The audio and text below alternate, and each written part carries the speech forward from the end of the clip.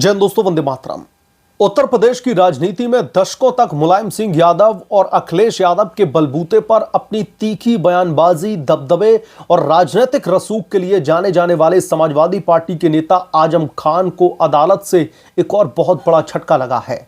और अदालत का यह फैसला सिर्फ आजम खान के लिए नासूर साबित नहीं हुआ, बल्कि अखिलेश यादव के उस समाजवाद पर भी प्रहार है जिसकी आड़ में ये नेता कानून को अपने पैरों की जूती समझते आए हैं। साल 2019 के लोकसभा के चुनाव के दौरान रामपुर के तत्कालीन जिला अधिकारी और प्रशासनिक अधिकारियों के खिलाफ में अमर्यादित और भड़काऊ टिप्पणी करने वाले मामले में रामपुर की जिला एवं सत्र अदालत ने एमपी एमएलए कोर्ट के फैसले को बरकरार रखते हुए आजम खान की 2 साल की सजा और 5,000 रुपए जुर्माने के फैसले को सही ठहराया है।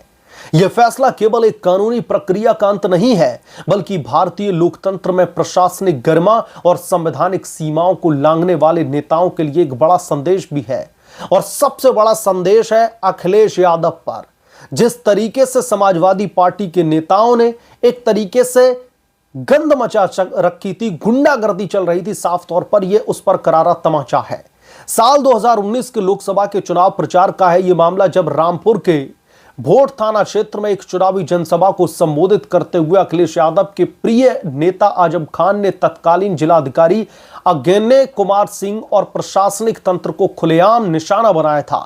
अमर्यादित भाषा का इस्तेमाल किया गया। आजम खान ने मंच से तत्कालीन डीएम को तनखैया यानी कि वेतन भोगी कर्मचारी कहते हुए समर्थकों से कहा था कि इन तनखैयों से ना डरियो, इन अधिकारियों से डरने की जरूरत नहीं है। चुनाव जीतने के बाद में इनसे जूते साफ करवाए जाएंगे।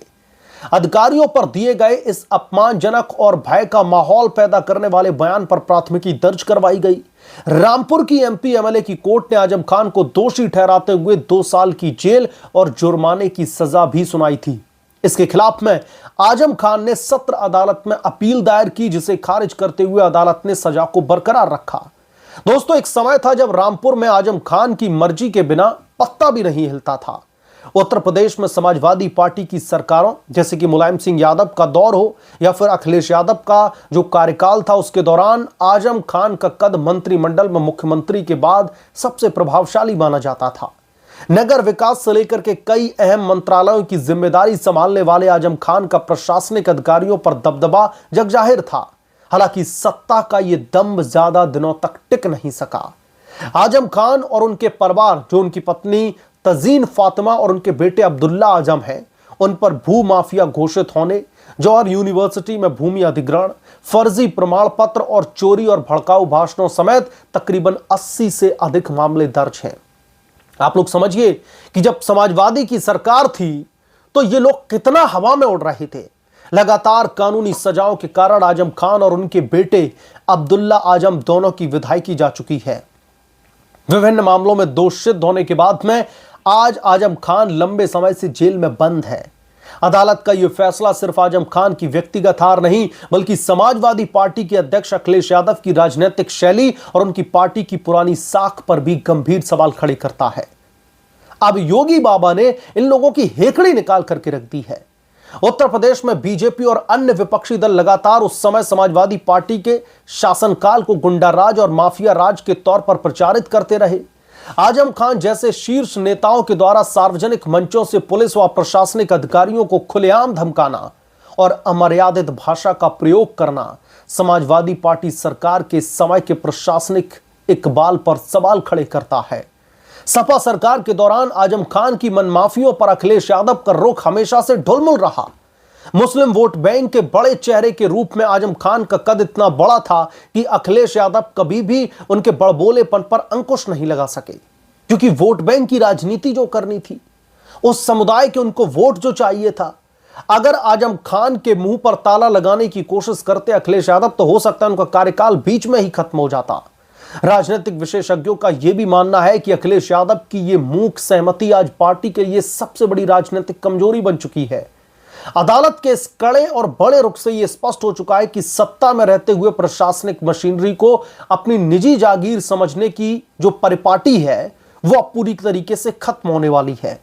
कोई भी नेता कितना भी प्रभावशाली क्यों ना बना रहे, वो कानून और संविधान से ऊपर नहीं हो सकता। रामपुर की सत्र अदालत के द्वारा आजम खान की सजा को बरकरार रखना भारतीय न्याय व्यवस्था की निष्पक्षता और दृढ़ता को दर्शाता है।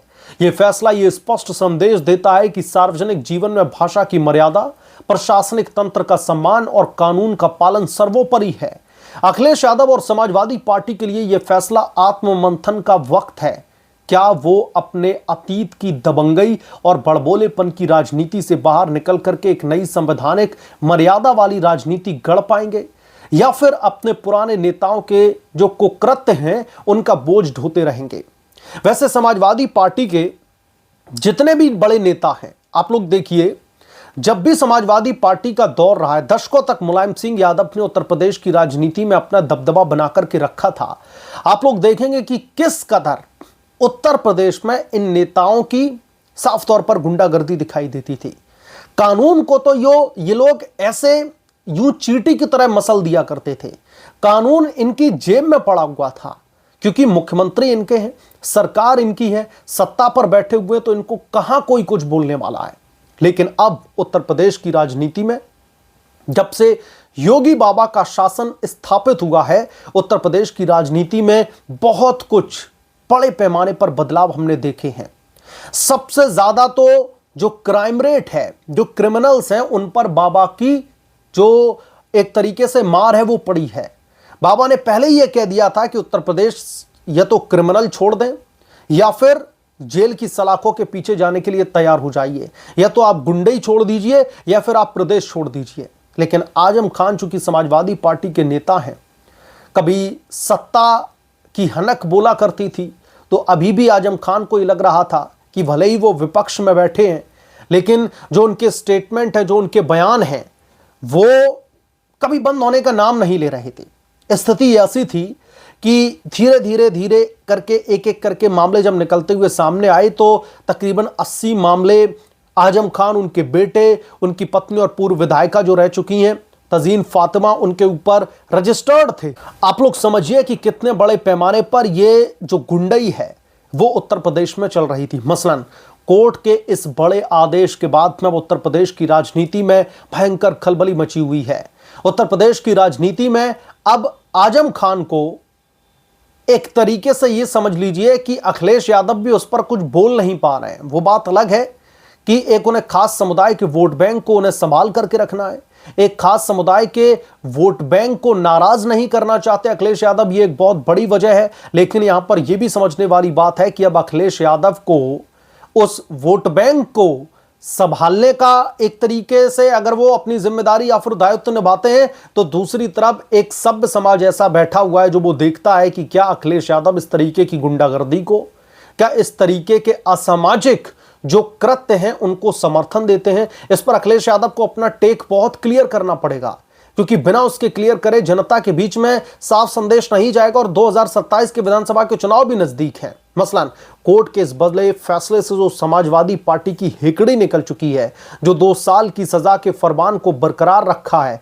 5,000 रुपए के मुचलके को भी बरकरार रखा है, जो फाइन लगा है, इस पर आप क्या सोचते हैं, आपकी क्या राय है, हमें कमेंट करके जरूर बताएं। जल्द मिलूंगा किस दूसरे बड़े अपडेट के साथ में, तब तक के लिए धन्यवाद। अगर आप लोग चैनल पर नए हैं तो प्लीज चैनल को सब्सक्राइब करें, साइड बने बेल आइकन को जरूर प्रेस करें, ताकि जब भी मैं कोई बड़ी खबर लेकर के आऊं तो इसकी जानकारी सबसे पहले आपको मिले।